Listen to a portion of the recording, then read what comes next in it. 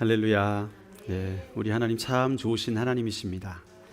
우리가 지난 시간 말씀 잠깐 상기시켜 드리면 사울이 다윗을 시샘해 가지고 죽이려고 합니다. 이제는 창으로 또 던져 가지고 죽이려고 했는데 샥샥 피하죠.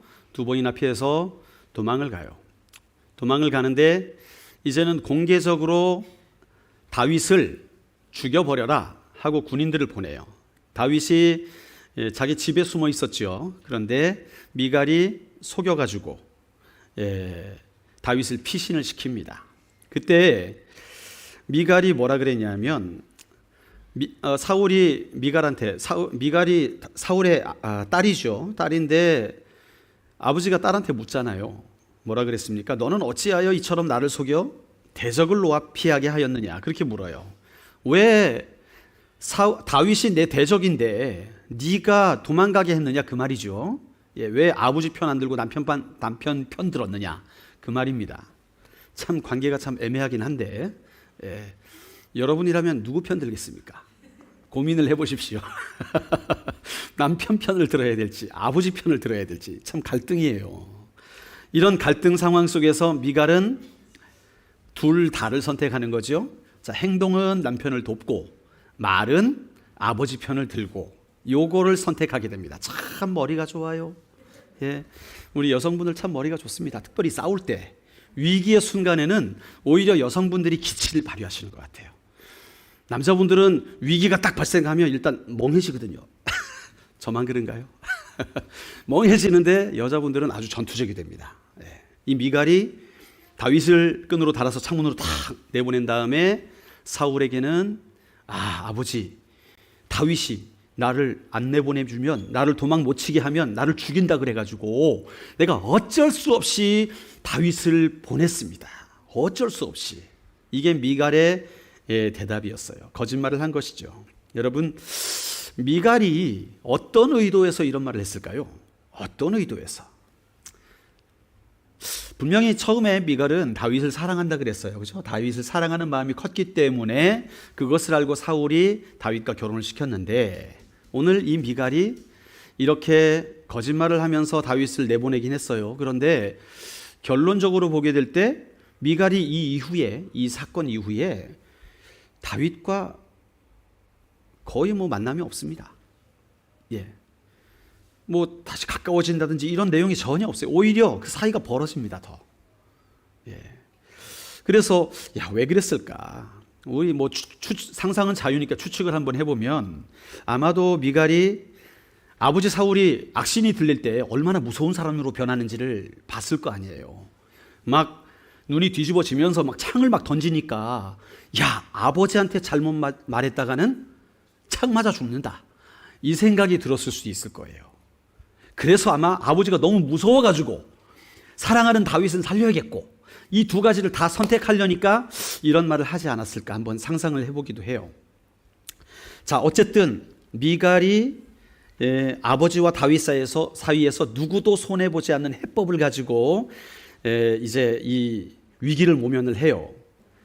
자, 그러나 그 결과적으로 이 미갈의 거짓말 때문에 다윗은 더 사울에게 밉보인 사람이 되죠.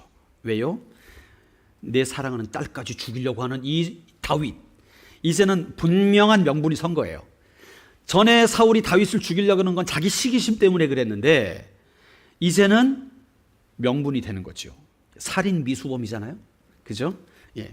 내 딸을 죽이려고 했던 살인 미수범. 그러니까 온 군대를 다 동원해 가지고 다윗을 잡아 죽여라. 이 명령이 떨어지게 됩니다. 자, 이때 다윗이 도망을 가는데 참 다윗도 여러분 불쌍하죠.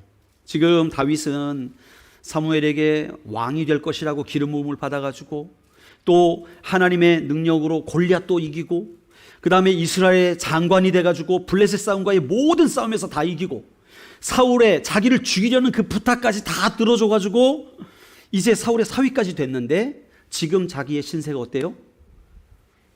왕에게 쫓기는 도망자의 신세.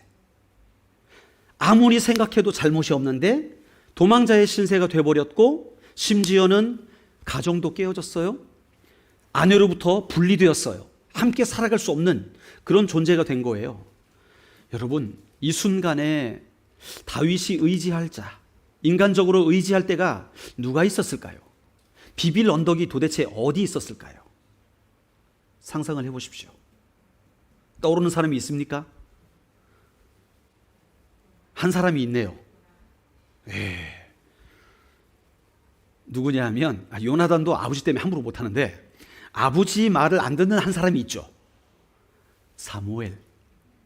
그렇죠? 사무엘이 아직 살아계십니다. 살아계신데 라마에서 살아계신데 다윗이 고민해보니까 지금 요나단에게도 갈 수 없어요. 왜? 사울의 아들이니까 어떻게 자기가 노출될 수도 있기 때문에 거기도 갈 수 없고 미갈에게도 갈 수 없고 당연히 아버지에게도 갈 수 없고 고민입니다. 그 가운데 떠오른 사람이 바로 사무엘, 자기를 기름 부었던 그 선지자 사무엘이 기억나서 결국 사무엘에게로 가요. 그리고 아마 울면서 고백을 했을 거예요. 아우 하면서, 그죠? 사무엘 앞에서 내 신세가 어떤지 좀 들어보시라고. 사무엘, 당신 아시지 않냐고. 당신이 나를 기름 부어 세운 이후에 내가 목동으로 지낼 때는 그래도 내가 싸울 대상이 곰이나 사자밖에 없었는데, 짐승밖에 없었는데, 당신이 기름 부음을 내가 받은 이후, 여호와께 기름 부음을 받은 이후로부터는 이 나라 최고 권력자인 왕이 나를 죽이려 한다고. 한두 번도 아니고 무슨 일이 있을 때마다 나를 죽이려고 해가지고 결국 가정을 버리고 도망가 왔다고. 내 신세 좀 들어보라고. 그렇게 다윗이 사무엘에게 쭉 자기의 신세를 다 말해요. 여러분, 사무엘도 이 이야기를 들으니까, 처음 듣는 얘기 아니겠습니까?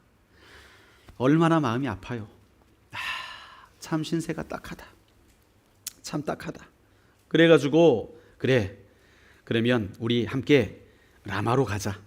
라마 나요스로 가자 해가지고 라마에 있는 나요스 지방, 라마가 좀 큰 지역을 말하고요. 그 가운데 나요스란 지방에 이제 이르게 됩니다. 자, 얼마 전에 한 수십 년 전이죠. 최근이죠. 어쨌든 이 긴 역사 가운데 최근의 일인데 나요스에 고고학 발굴이 있었습니다.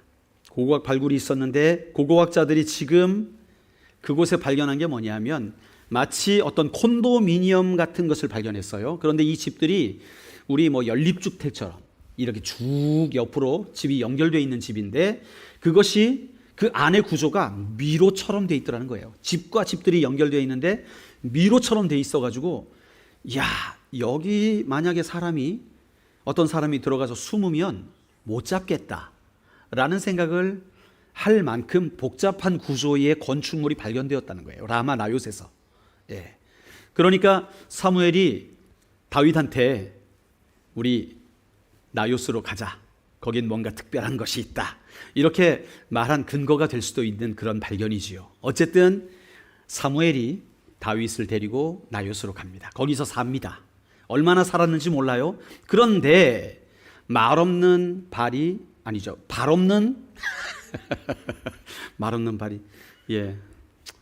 말이 빠르니까 뭐죠? 이빨이 빠진다고 이빨이 빠지니까 말이 빠진다 그러나요? 어쨌든 발 없는 말이 천리를 간다. 그래가지고 소문이 났어요.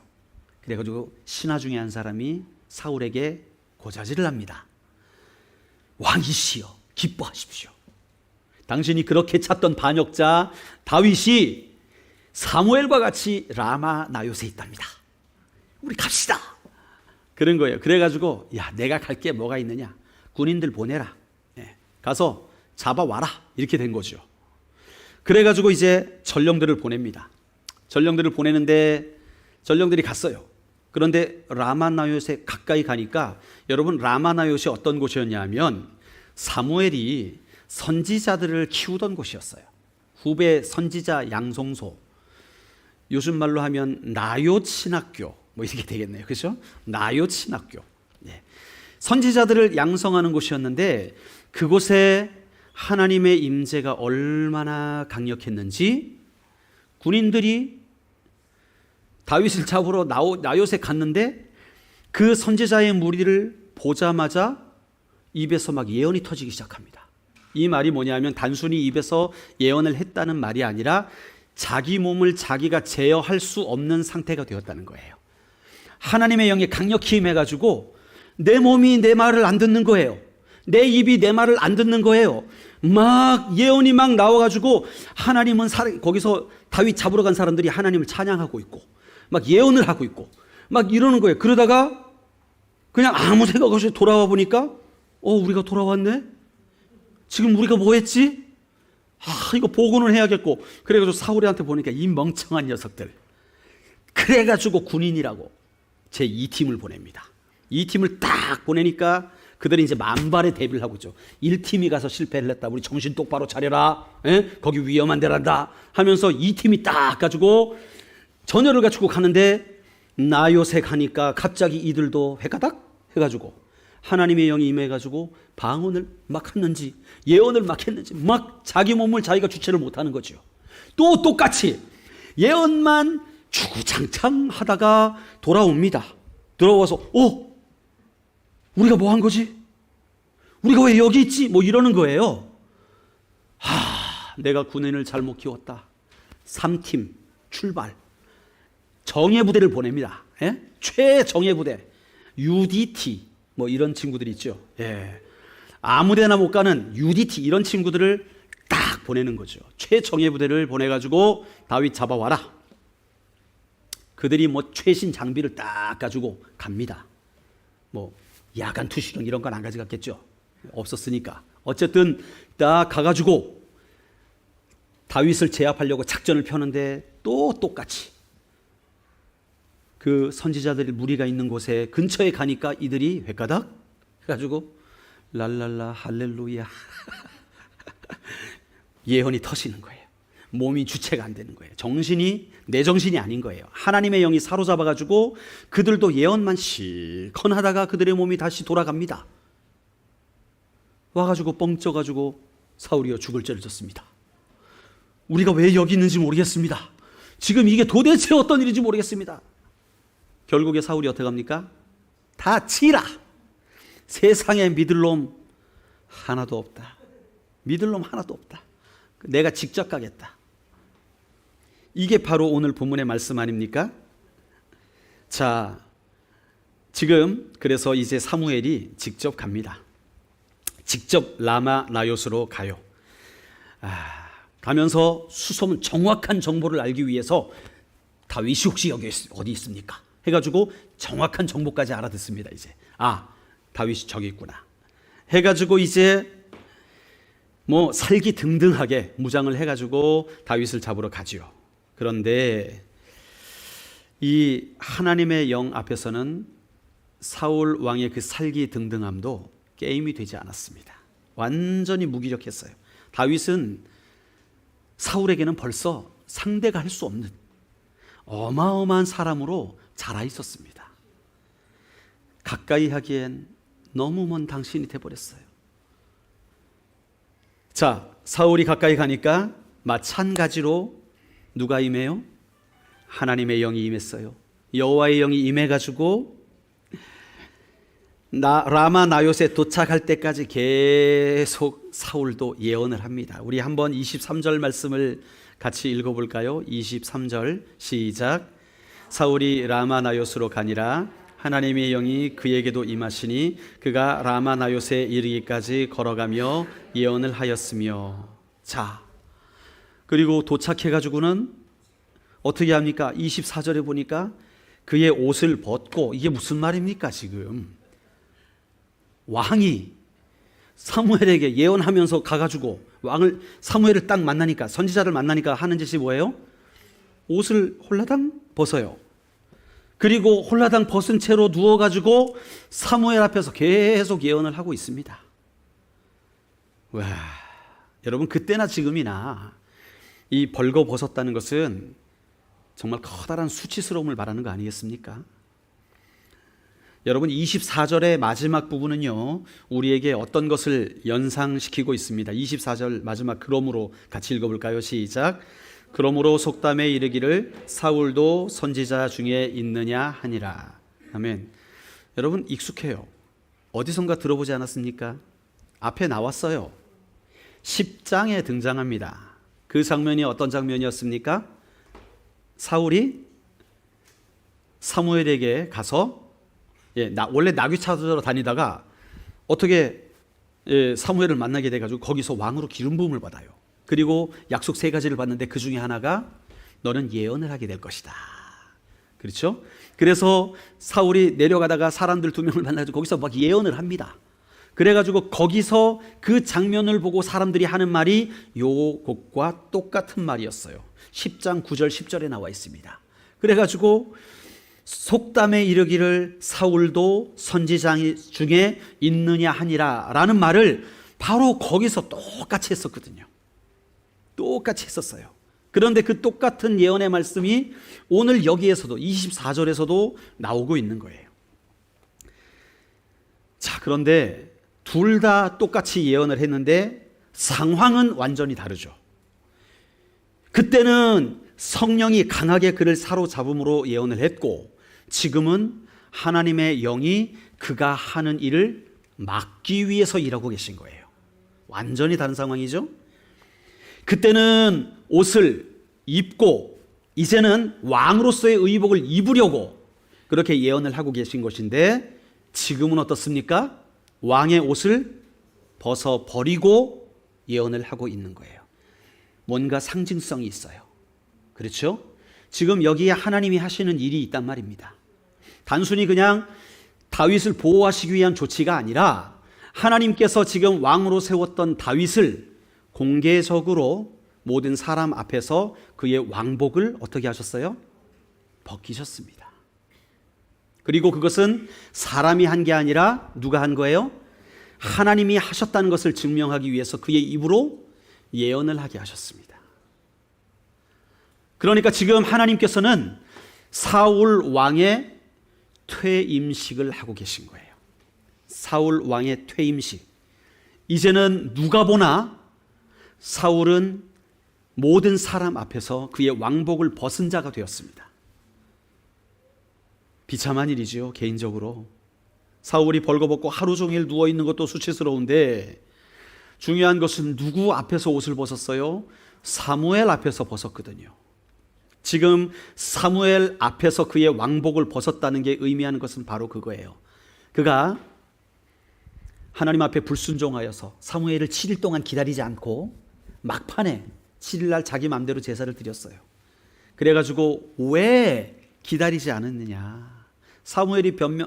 사무엘에게 사울이 변명을 하지만 결국 그는 사무엘에게 하나님께서 당신의 이웃을 왕으로 세울 것이다, 하나님이 당신을 버릴 것이다 라고 개인적으로 말을 들었었지요.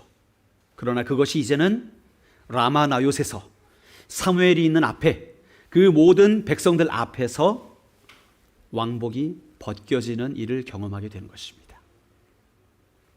하나님이 하신 일이지요. 여러분, 이 순간 사무엘은요, 사울의 통치권을 빼앗아가는, 그 정당성을 빼앗아가는 킹 브레이커, 킹을 막는 사람, 왕을 막는 자로서의 역할을 지금 하고 있는 거예요.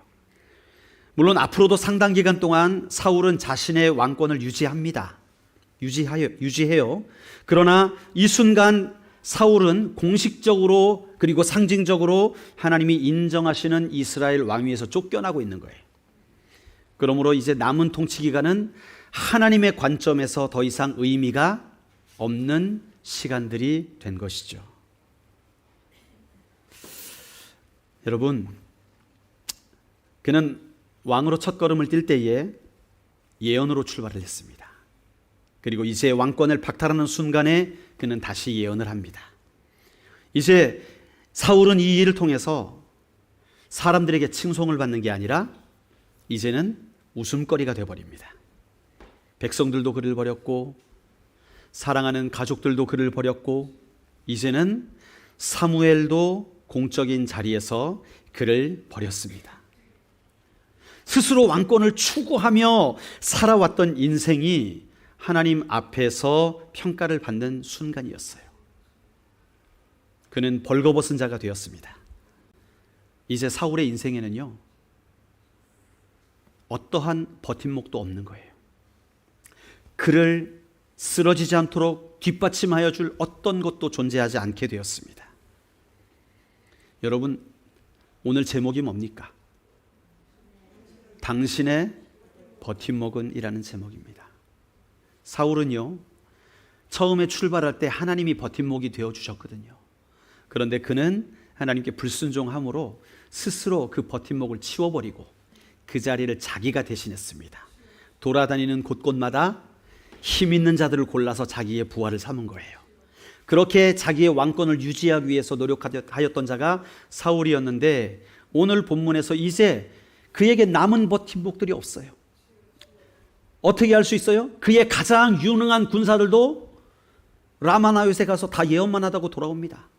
그들이 버팀목이 되지 못한 거예요. 사울이 그렇게 추구했던 힘 있는 자들이 그의 버팀목이 되어주지 못했습니다.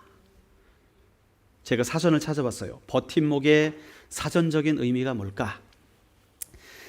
1번은 물건이 쓰러지지 않게 받쳐주는 나무. 그래서 이렇게 왜 옹벽 같은데 뭐 이렇게 해놓고 쓰러지지 않게 나무를 이렇게 대각선으로 받쳐놓는 거 있잖아요. 이게 버팀목 아닙니까? 그리고 2번은 외부의 힘이나 압력에 굴복하지 않고 맞서 견딜 수 있도록 해주는 사람이나 사물을 비유적으로 이르는 말이 바로 버팀목입니다. 여러분, 사울은 스스로 그 버팀목을 부러뜨리고 말았습니다. 이제 그가 왕으로서 그의 인생 가운데 그 어떤 것도 그를 버티게 해줄 수 있는 것, 모든 압력으로부터 그를 보호해 줄 수 있는 것, 그가 다 잃어버리게 되었습니다. 스스로 자초한 일이었죠. 여러분, 그런데 다윗은요, 특별한 버팀목이 있었습니다. 우리 시편 3편을 보면 시편 3편에는 다윗의 고백에 정말 진정한 버팀목이 누구이셨는지를 잘 드러내고 있습니다. 한번 찾아보겠습니다. 시편 3편입니다. 시편 3편 말씀을 한번 우리 교독을 해볼까요? 한 절씩 우리 번갈아서 한번 읽어보겠습니다. 여호와여, 나의 대적이 어찌 그리 많은지요? 일어나 나를 치는 자가 많으니이다.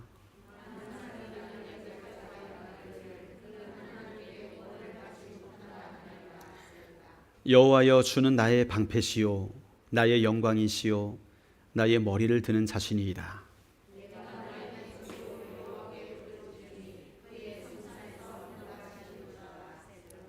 내가 누워 자고 깨었으니 여호와께서 나를 붙드심이로다.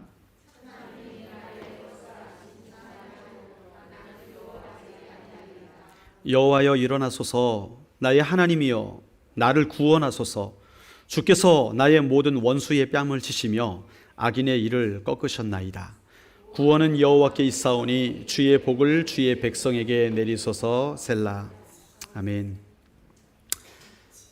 여러분, 우리는 이 시편 3편을 읽으면서 다윗 인생의 가장 든든한 버팀목이 누구였는지를 알 수가 있습니다. 그는요, 어려서부터 그의 인생을 지탱해 주던 것, 그 외부의 압력과 어떠한 힘으로부터 다윗을 든든하게 보살펴주고 지켜주었던 분, 그분은 바로 여호와 하나님이셨습니다. 다윗에게 대적이 없던 게 아니에요. 어마어마하게 대적이 많았습니다. 그런데 그 많은 대적들, 나를 치려 하는 그 모든 자들, 그들이 손가락질하죠. 다윗한테 너는 하나님께 구원을 받지 못할 것이다. 왜? 내가 너를 죽일 거니까. 사울이 그랬고 사울의 수많은 군사들이 그랬습니다. 블레셋 사람들이 그랬고 골리앗이 그랬습니다. 다윗에게는 너무나 많은 대적들이 있었어요. 그럼에도 불구하고 그는 두려워하지 않습니다. 왜요? 3절처럼 나의 버팀목은 여호와 하나님이시라는 거예요. 여호와께서 나의 방패가 되시고 여호와가 나의 영광이 되시고 나의 머리를 드는 자, 머리를 드는 자가 뭡니까? 나의 모든 수치를 거두시고 나를 아름답게 영광스럽게 세워주는 분이 바로 하나님이시라는 거예요. 주님이 나의 방패가 되신다는 거예요. 모든 힘과 압력을 보호해 주시는 분이 바로 하나님이시라는 거예요. 여러분, 나의 목소리로 여호와께 부르짖으니 하나님께서 어떻게 하세요? 그분의 거룩한 곳에서, 성산에서 응답을 하신다는 거예요. 다윗이 아플 때마다, 힘들 때마다 기도하면 하나님이 응답해 주셨다는 거예요. 그분이 버팀목이 되어 주신 거예요. 내가 누워 자고 깨었으니 그 이유가 뭐예요? 여호와께서 나를 붙드심이로다. 내가 쓰러지지 않게 주님이 붙들어 주세요. 그러니까 원수들이 있어도 내가 그 앞에서 잠도 자고 깨기도 하고 하는 거예요. 조마조마해가지고 잠 못 자고 보초 쓰는 게 아니라 그 원수들 앞에서도 평안하게 잘 수 있는 이유, 주님이 나의 버팀목이 되신다는 거예요. 그 모든 압력 가운데서도 내가 두려워하지 않을 수 있는 이유, 주님이 나를 붙들어 주시기 때문이라는 거예요. 놀라운 고백이 여기 있죠. 6절에, 시편 3편 6절에 천만인이 나를 애워싸 진친다 하여도 나는 두려워하지 아니하리로다. 여러분, 이러한 공포감, 천만인이면 우리나라 인구의 4분의 1이에요. 예, 우리나라 인구의 4분의 1이 다윗 한 명 죽이려고, 비유적인 표현이죠. 세상의 모든 사람들이 다 나를 죽이려고 지금 내 눈앞에서 나를 둘러치고 있다 하더라도 나는 두려워하지 않는다는 거예요. 그가 분명히 아는 게 뭐였냐 하면 나의 버팀목은 여호와 하나님이시다. 그래서 7절에 고백합니다. 여호와여 일어나소서. 나를 위하여 일어나 달라는 거예요. 주님이 이제 일하실 때입니다. 나의 하나님이여 나를 구원하소서. 여러분, 지금은요 두려워가지고 하나님 일어나세요, 하나님 나를 구원해 주세요, 그런 게 아니에요. 바로 위의 고백을 보면 그런 표현이 아닙니다. 하나님, 이제 하나님이 일하실 때입니다. 하나님, 이제 저를 건져내실 때입니다. 저는 압니다. 하나님이 나를 위해 일하실 것을 압니다. 저는 압니다. 그래서 지금 저는 두려워하지 않습니다. 이런 고백인 거예요. 여호와여 일어나소서. 나의 하나님이여 나를 구원하소서. 주께서 나의 모든 원수의 뺨을 치시며 악인의 일을 꺾으셨나이다. 결국 하나님은 승리하실 것입니다. 결국 하나님은 내 편이 되주실 것이고, 주님으로 말미암아 이 모든 문제 앞에서, 두려운 상황 가운데서 나는 두려워하지 않고 하나님의 일하심을 볼 것입니다. 이런 믿음의 담대함이었던 것이죠. 그분이 다윗의 버팀목이란 사실이 얼마나 그의 인생의 힘이 되었는지 다윗은 이 놀라운 고백을 하고 있는 거예요. 구원은 여호와께 있사오니 주의 복을 주의 백성에게 내리소서. 이제는 자기뿐만 아니라 그 하나님의 복이 자기를 통하여 모든 백성에게 내려질 것을 기도하고 있는 거예요. 다윗은 자기 한 사람 생명 부지하기 위해서 발발 떨며 두려워하는 자가 아니라 나뿐만 아니라 우리 모든 백성을 살리시고 구원해 주시고 복 주시는 그 하나님, 그 어마어마한 능력의 하나님이 바로 나의 버팀목이 되시기 때문에 나는 두려워하지 않고 주님을 찬양하며 나아갑니다. 그게 바로 이 다윗의 믿음의 고백이었어요. 여러분의 인생의 버팀목은 무엇입니까? 세상의 압력과 그 공격에서 여러분을 넘어지지 않도록 받쳐주는 그 힘이 무엇인지를 한번 생각해 보시길 바랍니다. 과연 나는 내 인생의 버팀목으로 무엇을 사용하였느냐? 어떤 것이 내 인생을 지탱하여 주는 것이었느냐? 혹시 누구도 못 믿어? 하나님, 성경에 나와 있지만 내가 경험도 안 해봤고, 내 자신을 믿어야지. 누구를 믿어? 내 주먹을 믿어야지. 내 경험을 믿어야지. 내가 괜히 보험 들어놨나? 보험을 믿어야지. 내가 괜히 친구한테 못날 꼴 하면서 사바사바 해주고 했나? 친구를 믿어야지. 여러분의 버팀목은 누구입니까? 여러분 인생을 받쳐주는 힘은 과연 무엇입니까?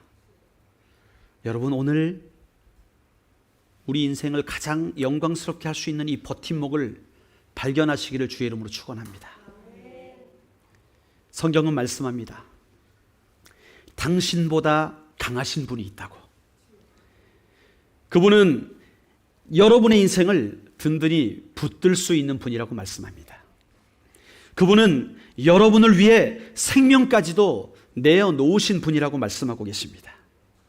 그분은 여러분을 지금 주목하고 계시고, 여러분의 신음소리를 듣고 계시고, 여러분을 돕기 위해서 모든 준비가 되어 계신 바로 그분이라는 거예요. 그러니까 성경은 오늘 여러분에게 그분을 의지할 준비가 되었느냐고 묻고 계신 것입니다. 그분이 바로 저를 위해서, 여러분을 위해서, 우리의 모두의 인생을 위해서 십자가에 달려 죽으시고 부활하신 예수 그리스도이십니다. 그러면 우리는 하나님의 이 진리의 말씀 앞에 반응을 해야죠. 살아있다는 증거는 반응을 하는 것입니다. 주님이 나의 버팀목이 되어달라고 기도를 해야죠. 그분의 인도하심 앞에 내가 순종할 테니까 하나님, 내 인생의 버팀목이 되어 주십시오라고 고백하며 나가야 됩니다. 지금 이 순간 여러분의 인생의 버팀목은 무엇입니까? 우리 함께 결단하며 기도하며 나갑시다.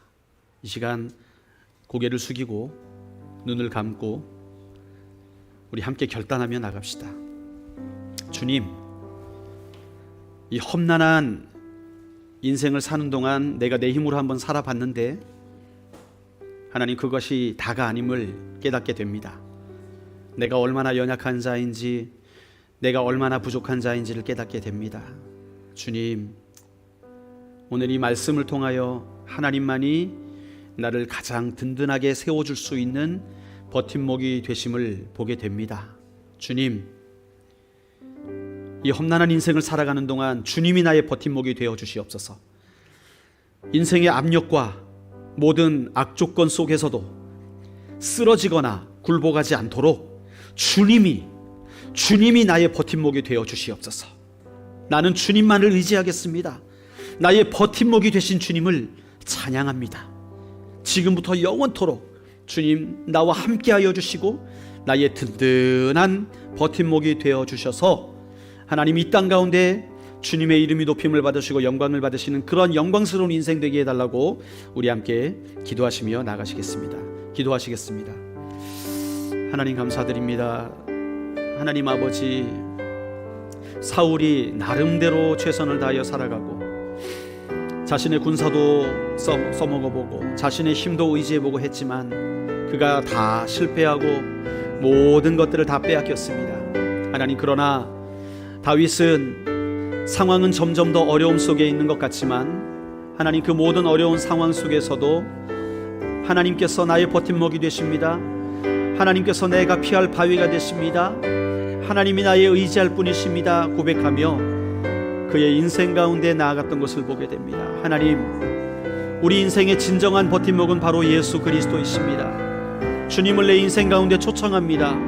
주님, 오늘 이 시간 나와 함께하여 주시옵소서. 내 인생 가운데 하나님, 수많은 질문들, 수많은 압력들, 수많은 악조건들 가운데서도 우리가 넘어지지 않을 수 있도록 주님 나와 동행하여 주시고 주님 내게 힘이 되어 주시옵소서. 주님만이 나의 진정한 버팀목이 되십니다. 주님만이 내가 진정으로 피할 바위가 되십니다. 주님이 나의 반석이 되십니다. 하나님, 주님의 그 사랑 안으로 우리를 받아주셔서 하나님이여, 정말 우리의 인생의 모든 문제를 해결하신 예수 그리스도의 십자가의 승리를 누리며 살아가는 주의 백성 다 될 수 있도록 인도하여 주시옵소서. 존귀하신 하나님, 이 험난한 인생을 살아가는 가운데 하나님, 우리의 경험이 다가 아니고 우리가 의지했던 지혜, 우리가 의지했던 지식, 우리가 의지했던 친구나 부모나 자녀가 다가 아니라 정말 우리 인생을 든든하게 세워주실 수 있는 유일한 분, 우리가 믿음으로 도전해도 실패하지 않을 그 유일한 분은 바로 여호와 하나님이시라는 사실, 예수 그리스도의 십자가의 사건과 또 부활의 능력으로 우리에게 허락하신 그 복음의 능력, 우리 인생을 가장 복되게 할 수 있는 것이 바로 그 복음이라는 사실을 믿고 나아갑니다. 오늘 이 시간 여호와께서 나의 진정한 버팀목이 되시며 우리 모든 인생의 문제에서 우리를 든든하게 하실 분이심을 믿음으로 고백하며 나아가오니, 하나님 지금 이 시간 이후로 매 순간마다 언제든지 주님이 나의 버팀목이 되어 주시옵소서. 기쁠 때나 슬플 때나 힘들 때나 어려울 때나 행복할 때나 언제든지 주님 내 뒤에서 나를 백업해 주셔서, 나를 받쳐 주셔서 정말 하나님께서 나를 사랑하시고 나를 이끌어 주신다는 그 믿음의 확신이 주님 오실 때까지 변치 않을 수 있도록 우리를 새롭게 하여 주시옵소서. 감사드리며 예수님의 이름으로 기도드리옵나이다. 아멘. 우리 함께